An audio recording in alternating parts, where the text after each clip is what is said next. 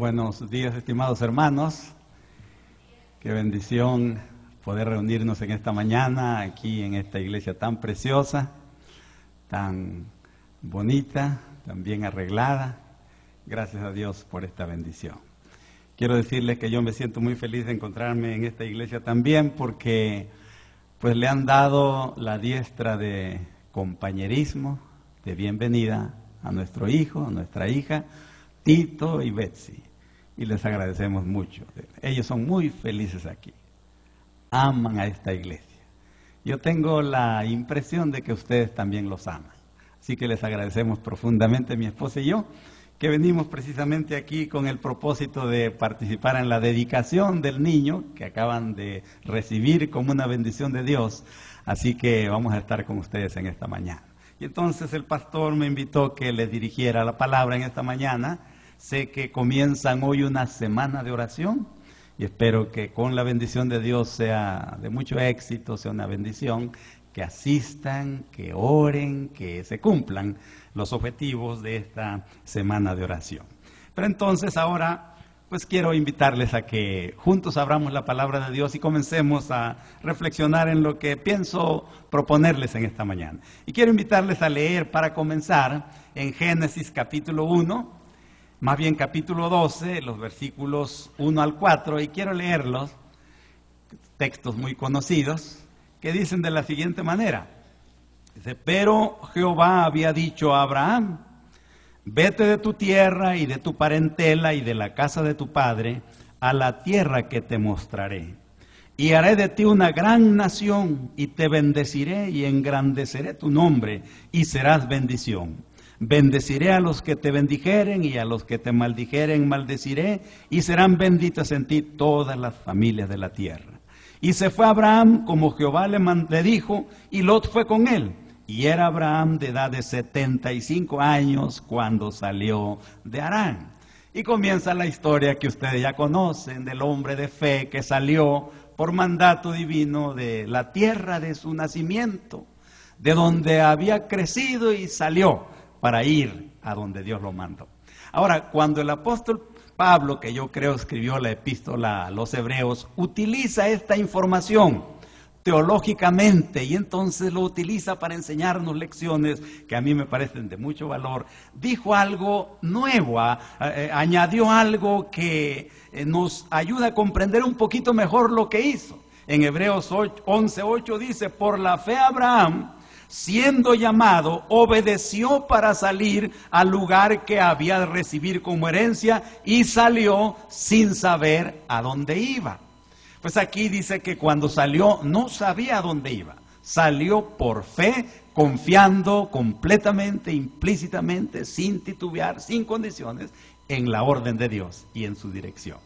Pero entonces, cuando ya vamos estudiando la historia, sabemos una cosa, que allá en Génesis capítulo 11, ahí arribita donde está el capítulo 12:1, 3 versículos atrás, 11:31 dice: y tomó tarea a Abraham su hijo, y a Lot hijo de Harán, hijo de su hijo, y a Sarai su nuera, mujer de Abraham su hijo, y salió con ellos de Ur de los Caldeos para ir a la tierra de Canaán. Y vinieron hasta Harán y se quedaron ahí. Entonces, cuando ellos salieron de Ur de los Caldeos, cuando salieron de Harán, no es que no supieran a dónde iban, no es que salieron completamente a ciegas, para dónde iremos, al norte, al sur, al occidente, no. Dios les había dicho, siempre les dijo que iban a la tierra de Canaán. Lo que no sabían ellos era cómo era aquella tierra, si era fértil, si era buena, si tenía ventajas, no sabían nada. Salieron para ir a esa tierra completamente confiados en la dirección de Dios. Por eso dice el versículo 5 del capítulo 12 que ya leímos. Ahora leo el versículo 5, dice: tomó pues Abraham a Sarai su mujer, y a Lot hijo de su hermano, y todos sus bienes que habían ganado, y las personas que habían adquirido en Harán, y salieron para ir a tierra de Canaán, y a tierra de Canaán llegaron. Entonces salieron para ir a donde ya sabían que Dios los estaba dirigiendo, a la tierra de Canaán. Y ahora comenzó la larga peregrinación. Llegaron a la tierra de Canaán para vivir allí, porque Dios les había mandado que fueran allí. Y les dijo, como dice el versículo que nosotros hemos leído y que conocemos muy bien, esa tierra yo te la voy a dar en posesión a ti y a tu descendencia. Pero entonces comenzó la larga peregrinación, muchos años. Abraham tenía 75 años cuando salió de Harán, dice la Biblia. Y cuando murió tenía 175 años, 100 años de peregrinación, largos años.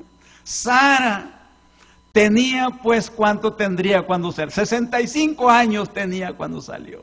Y tenía 127 cuando murió, 62 años de peregrinación. Isaac nació ya en la peregrinación y vivió 180 años, todos sus años, viviendo en cabañas, dice la Biblia, en tiendas, cambiándose constantemente de lugar, rentando tierras para sembrar, rentando potreros para alimentar su ganado, viviendo provisionalmente 180 años. Y luego entonces Jacob, 147 años. 147 años. Y como dije, esos 215 años de peregrinación fueron muy largos. La Biblia dice aquí en Hebreos capítulo 11, versículo 9, dice: por la fe habitó como extranjero en la tierra prometida, como en tierra ajena, morando en tiendas con Isaac y Jacob, herederos de la misma promesa. Viviendo, como dije, provisionalmente, todos los días de su vida. Viviendo, cambiándose de lugar constantemente. Y la Biblia dice que ellos, después de esa larga peregrinación, si hubieran tenido la inclinación, si hubieran pensado así, hubieran podido regresarse a Ur de los Caldeos, que evidentemente hasta donde los ojos podían ver era tierra mejor. Podrían haberse regresado, pero no lo hicieron. ¿Saben por qué no lo hicieron? Porque Abraham, por inspiración divina, reflexionando en las promesas de Dios, utilizando toda la información que tenía, llegó a comprender una cosa sumamente importante: que la tierra que realmente Dios le había prometido no era la tierra de Canaán, no era la tierra que está limitada al occidente por el Mar Grande y al oriente por el Jordán, al norte por el Líbano. No, al sur por el desierto, pequeñita, insignificante. Comprendió que no era esa la herencia que Dios le había prometido. El apóstol Pablo en Romanos capítulo 4 dice algo extraordinario. En el versículo 13 dice: porque no por la ley fue dada a Abraham, a su descendencia, la promesa de que sería heredero del mundo. Heredero del mundo. Él comprendió así, que lo que Dios le había prometido realmente era la tierra por herencia, no la tierra de Canaán, el mundo. Y entonces por eso ellos, cuando vivieron allí en la tierra, pues prometida, como extranjeros, provisionalmente, como ya dije, en una situación sumamente difícil, estimados hermanos, dice que ellos realmente, dice, esperaban una ciudad con fundamento, cuyo artífice y constructor es Dios. Esperaban una patria celestial, esperaban una herencia mucho mayor, y eso fue lo que les daba a ellos, pues, ánimo, valor, poder, fuerza para poder seguir adelante. Comprendieron perfectamente lo que era aquella herencia que Dios le había prometido. Mis estimados hermanos, como a nosotros, nuestro Señor Jesucristo dijo: voy a preparar un lugar para vosotros, no se turbe vuestro corazón, no se aflijan, no se asusten, no se desalienten, yo voy a preparar un lugar para vosotros. Y cuando los haya preparado, voy a volver para llevarlos conmigo y para estar donde ustedes van a estar, yo voy a estar ahí. Ustedes van a estar donde yo esté para siempre. Y eso, mis hermanos, es lo que le ha dado al cristiano: el ánimo, la fuerza, la capacidad para aguantar la larga peregrinación que le ha tocado a la iglesia cristiana ya miles de años. Y a nosotros, no sé a ustedes, pero a mí ya van 60 años de peregrinación. 60 años. A pesar de que no me siento viejo, casi cumplo 60 años de bautizado, profesando la fe, manteniendo la esperanza, esperando que algún día vamos a entrar en el reino de los cielos con Cristo, cuando venga para cumplir su promesa de darnos la tierra por herencia. Esa es la única esperanza. la única fuerza que nos ayuda para mantener la fortaleza en esta larga peregrinación. Pero ahora, mis hermanos, yo quiero invitarlos a pensar en lo siguiente. Esos largos años de peregrinación de Abraham, Isaac y Jacob, Sara, Rebeca, esos largos años fueron motivo para que ellos vivieran su vida y también cometieran errores. Cometieron errores. Por ejemplo, seguramente ustedes han leído que Abraham, cuando llegó a la tierra de Canaán y hubo una hambre muy grande, una hambruna, se vio obligado a ir a peregrinar a Egipto. Cuando llegó a Egipto le dijo a su esposa: mira, yo me doy cuenta que eres muy atractiva, muy hermosa, muy guapa. Esta gente salvaje, sin educación, sin principios, cuando te vean me van a matar a mí para quedarse contigo. Por favor, ayúdame, di que eres mi hermana. ¿Se acuerdan de eso usted? Di que eres mi hermana. Y si Dios no hubiera intervenido, hubiera ocurrido una tragedia horrorosa ahí, que Satanás tenía pensado destruir el plan de Dios, arruinar el proyecto divino de que el Mesías naciera aquí de Sara. Una maquinación increíble que nosotros no nos imaginamos los alcances que tenía este proyecto satánico. Pero, mis hermanos, Dios le habló de noche a Faraón, le dijo: muerto eres, porque la mujer que tomaste tiene marido, déjala que se vaya. Y aquel lo llamó y le dijo: ¿qué hiciste conmigo? ¿Por qué dijiste que era tu hermana si es tu esposa? Tómala y lárgate de aquí. Lo expulsó de su reino. Pero ¿sabe qué dice la Biblia, mis hermanos? Que Dios siguió acompañando a Abraham a pesar de ese error. 20 años después cometió el mismo error. Llegó de peregrino también por otra hambruna a Gerar, donde Abimelech era el rey. Dice la Biblia que le dijo a Sara lo mismo. No aprendió la lección. Y le dijeron que era su hermana. Ella también dijo. Pero Dios le habló a Abimelech, le dijo: ¿por qué has tomado mujer si tiene marido? Señor, no sabía que tiene marido. Pues déjala ir, porque es profeta y va a orar por ti. Dios es así.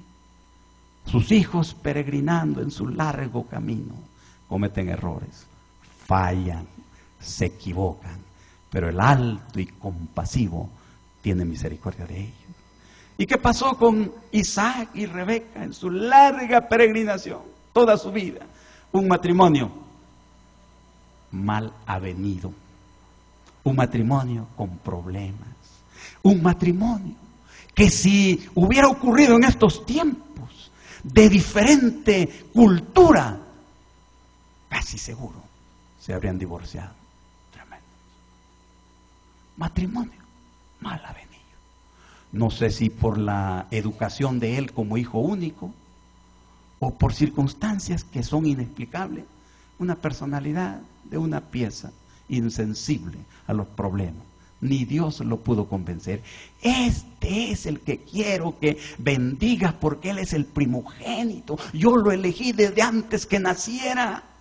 Pero él, empeñado, terco, en bendecir y darle la primogenitura a Esaú, en abierta oposición a la revelación divina, a las instrucciones que seguramente Dios le dio, que sabemos que se lo dio.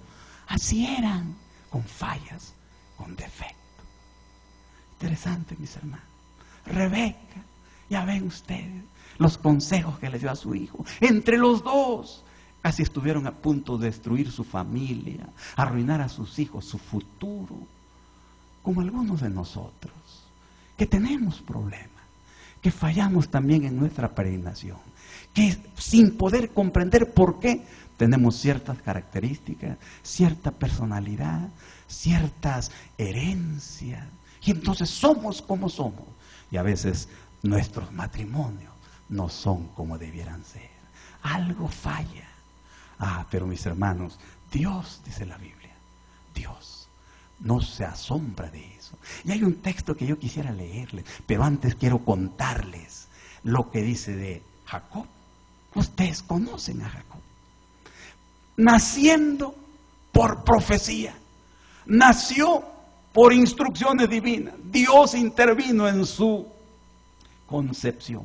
Nació porque Dios quiso. 97 años de vida, inconverso. no se convertía, viviendo en forma cuestionable, es lo menos que podemos decir. Difícil, usurpador, suplantador y abiertamente a veces mentiroso. Vivió su vida en forma truculenta, buscando la manera de salirse con la suya en contra de los demás. Tremendo, mis hermanos. Como uno siente que no viven los cristianos. ¿Se dan cuenta, mis hermanos? Pero ¿saben lo que dice Hebreos? Capítulo 11, versículo 16. Miren lo que dice Hebreos 11, 16. Yo quiero leérselos y quiero que en sus mentes lleve un mensaje. Hebreos 11, 16 dice: pero anhelaban una mejor, esto es celestial, por lo cual Dios no se avergüenza de llamarse Dios de ellos. Amén, hermano.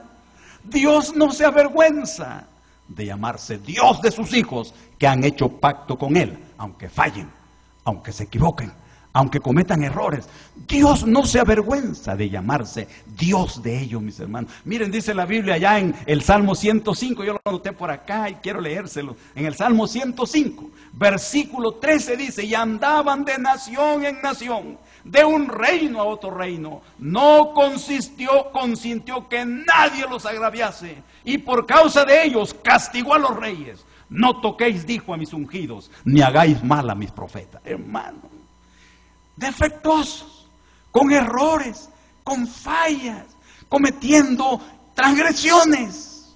Sin embargo, Él, mis hermanos, dice que no permitió que los agraviasen, porque eran suyos. No permitió que nadie los tocara. Por causa de ellos castigó a los reyes, dice la Biblia, refiriéndose a Faraón y a Abimelech, rey de Gerar. Los castigó y dijo: no toquéis a mis profetas, no hagáis daño a mis ungidos, porque son suyos. Mis hermanos, qué pensamiento tan consolador es este. Puede ser que usted, puede ser que yo, porque solamente Dios sabe estas cosas, tengamos problemas grandes en la educación de los hijos, en la familia, en la vida familiar, en el matrimonio, en la vida espiritual completamente secreta, sola. ¿Cuántos problemas habrá? Los que manejan la computadora todos los días, los que se quedan solos en sus casas hasta altas horas de la noche, ¿qué verán en la televisión? Sienten remordimiento, angustia, dolor, y puede ser que digan: Señor, ¿cómo puedes llevar a tu reino a una persona como yo? Por favor, ten compasión de mí.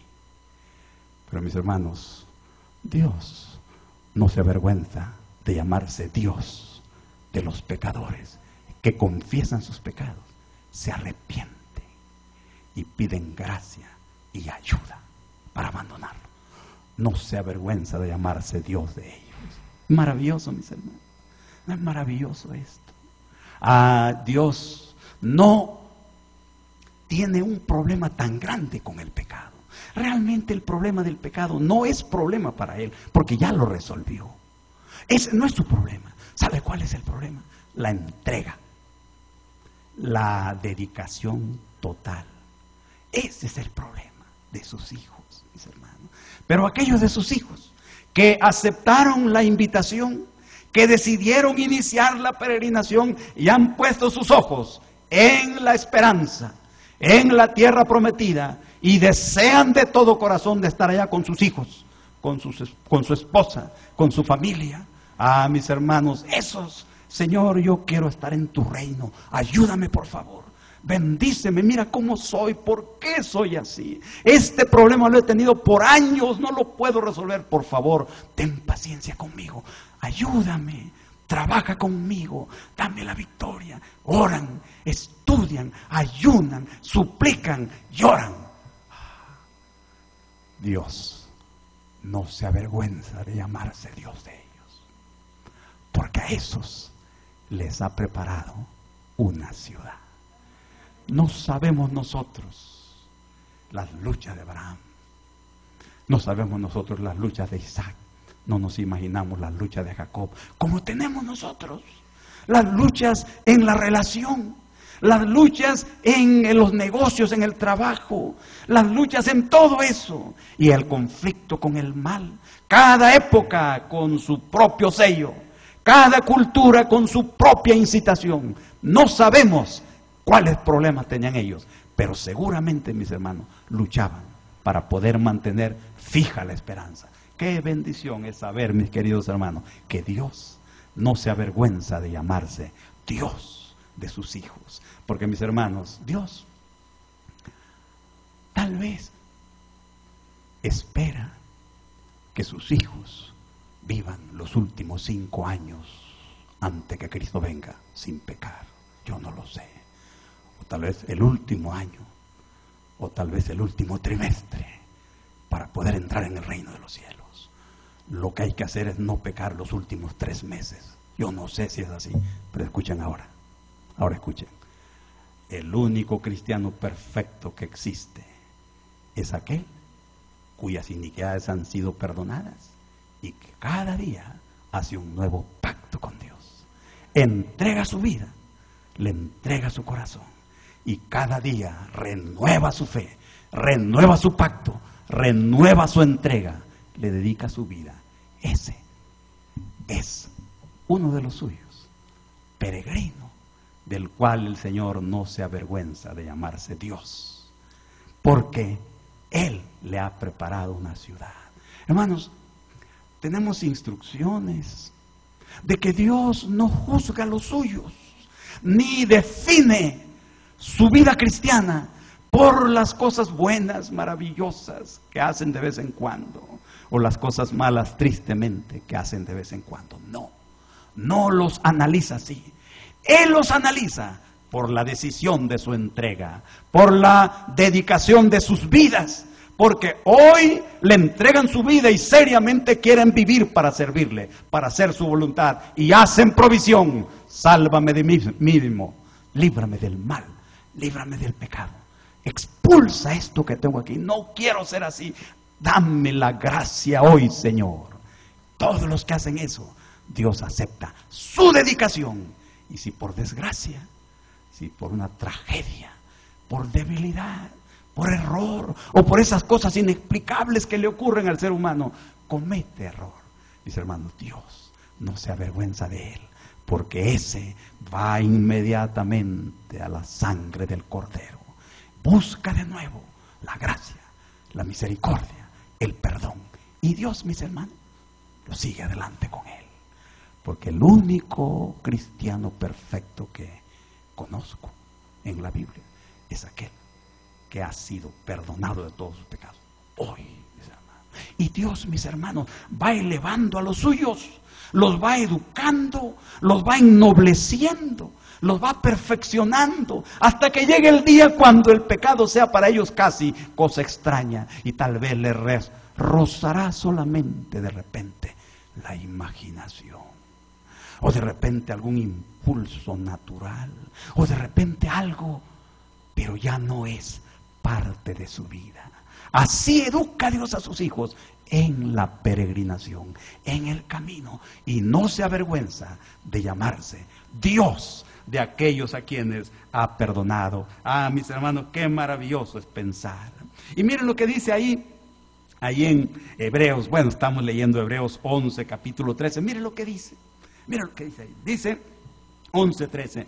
Conforme a la fe murieron todos estos, sin haber recibido lo prometido, sino mirándolo de lejos y creyéndolo y saludándolo y confesando que eran extranjeros y peregrinos sobre la tierra. Todos murieron. Dice aquí, ya leímos en la lectura bíblica que leyó nuestro pastor, no les dio posesión ni siquiera para poner la planta de un pie. Nada tuvieron. Y toda su vida vivieron tristes, afligidos, perseguidos como peregrinos, solamente consolándose, porque miraban de lejos la patria, saludándola. Cuando murieron, cerraron los ojos, siguieron manteniendo la esperanza. Dios no se avergüenza de llamarse Dios de ese tipo de gente. Mis hermanos, por ejemplo, la muerte de Sara.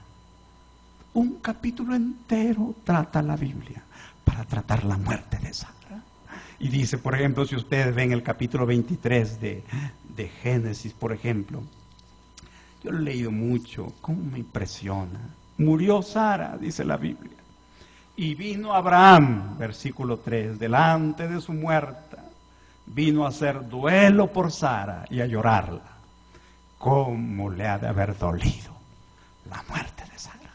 Vino a llorarla y a hacer duelo, pero en medio del dolor se acordó, ¿dónde la voy a sepultar? No tengo dónde sepultarla. Y se levantó delante de su muerta, seguramente con lágrimas en los ojos, y fue con los moradores de la tierra diciendo, oigan, yo soy forastero aquí, versículo 4, soy extranjero entre vosotros, por favor, denme una propiedad para sepultura de mi muerta. Y ellos le dijeron, Señor, usted es un príncipe de Dios entre nosotros, usted es querido aquí, respetado, donde guste sepulte su muerta. No, por favor, entiéndame, quiero comprar una tierra para sepultar a mi esposa.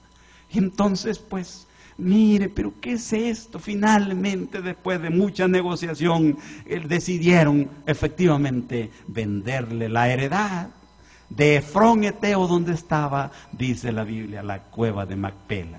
Hicieron el ¿cómo se llama? Título de propiedad, la factura de compra-venta, añadiendo ahí cuántos árboles había y de qué fruta eran, cuánto terreno y la cueva de allí. Miren, dice el versículo, por ejemplo, 17.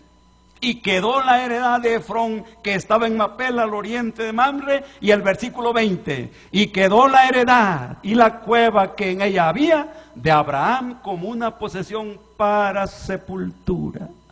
Eso es lo único que tuvo en esta tierra. Lo único que fue suyo. Una posesión para sepultura. Y ahí sepultaron a Rebeca y a Abraham, Isaac, Jacob, Lea, todos ellos, quién sabe cuántos más. Lo único que tuvieron fue una sepultura. Hermanos, cuando Jacob llegó a Egipto, ocurrió una conversación con Faraón, porque José lo llevó a ver a Faraón. Y entonces, miren lo que dice ahí en Génesis, capítulo 47, versículos 8 y 9. Dice, y dijo Faraón a Jacob, ¿cuántos son los días de los años de tu vida? Y Jacob respondió a Faraón, los días de los años de mi peregrinación son 130 años. Pocos y malos han sido estos años, dice, y no han llegado a los días de los años de la vida de mis padres, en los días de su peregrinación. Vida difícil de Jacob, llena de conflictos, en los últimos 13 años de su vida. Bueno, los últimos, por lo menos 13 años, sufrió un dolor indecible. No me consuelen, no me digan nada, voy a morirme llorando la muerte de mi hijo. No me consuelen. No quiso que lo consolaran. Su hijo, la luz de sus ojos, su esperanza, muerto. No me consuelen. ¿Quién sabe cuántos años de vida perdió a través de los ojos, derramando lágrimas por su hijo?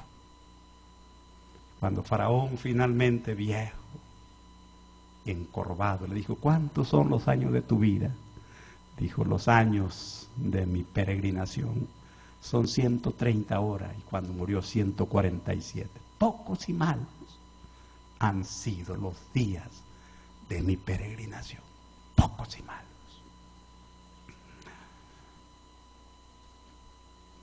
Muchos han muerto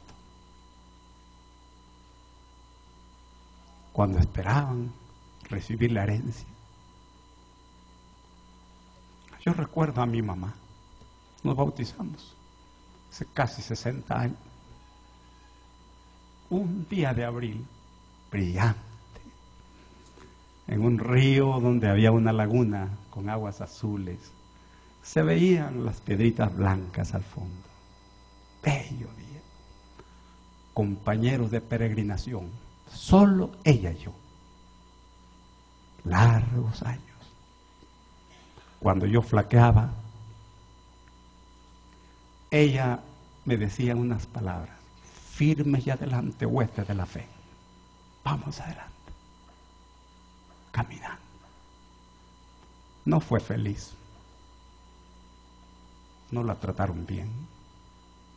Fue objeto de muchas injusticias. El hombre que debe haber sido su compañero no supo valorar la capacidad de amar. Muy infeliz. En esta ingrata ciudad, ¿cómo sufrió? Injustamente. Teniendo una hija enferma en el hospital, primero en el hospital general, luego en La Raza.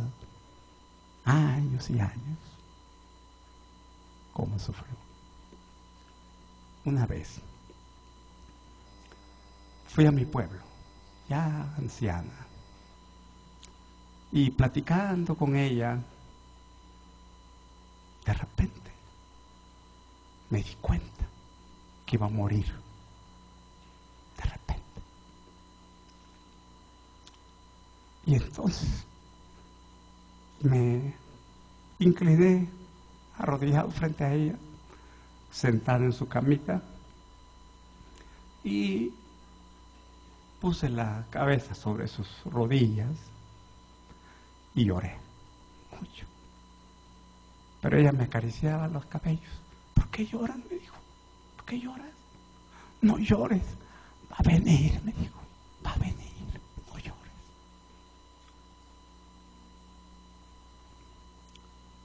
Hermanos, va a venir. Hay que mantener la vista puesta en el galardón, porque el que prometió es fiel y va a cumplir su promesa. Va a venir, aunque el camino sea escabroso, aunque los pies sangren, aunque el camino se alargue y las noches sean interminables, aunque el sufrimiento sea grande, hay que mantener la vista puesta en la recompensa. No importa que se haya equivocado, no importa que haya cometido errores, no importa que haya hecho cualquier cosa, vuélvase a Cristo, búsquelo a Él, renueve su pacto con Él, dígale: Señor, ten misericordia de mí, sálvame por favor. Y entonces, mis hermanos, Él le va a extender su misericordia. El pecado no es problema para Él, para usted es el problema. Para mí es el problema. El pecado no es problema para Él porque ya arregló el problema. El problema es la entrega, la dedicación total, rendirse completamente a sus pies. Ese es el problema. Y eso es lo que necesitamos nosotros, que Él produzca en nosotros el querer, porque el hacer, Él también lo produce en nuestro corazón. Hermano, qué palabras tan bonitas dice la Biblia. Acerquémonos, dice aquí la Biblia, tan bonitas palabras. Dice que no perdáis pues vuestra confianza, que tiene grande galardón, porque os es necesaria la paciencia, para que habiendo hecho la voluntad de Dios, obtengáis la promesa. Porque aún un poquito, el que ha de venir vendrá y no tardará, mas el justo vivirá por la fe, y si retrocediere, no agradará a mi alma. Pero nosotros no somos de los que retroceden para perdición, sino de los que tienen fe para preservación del alma. Amén, hermano. Yo los invito en esta mañana a que renueven su esperanza. Aunque parezca largo, va a venir. Un poquito más y el que ha de venir vendrá. Pídele a Dios. Una de las cosas que le pido a Dios mucho es: Señor, yo quiero estar en tu reino con mi mamá, con mi esposa, con mis hermanos y hermanas, con mis hijos, con mis cuñados. Y menciono 2 o 3 amigos con quienes yo quisiera estar en el reino de los cielos. Quisiera estar allá. ¿Cuántos quieren reafirmar su fe de estar en el reino? ¿Cuántos quieren? Dios los bendiga, mis queridos hermanos. Amén.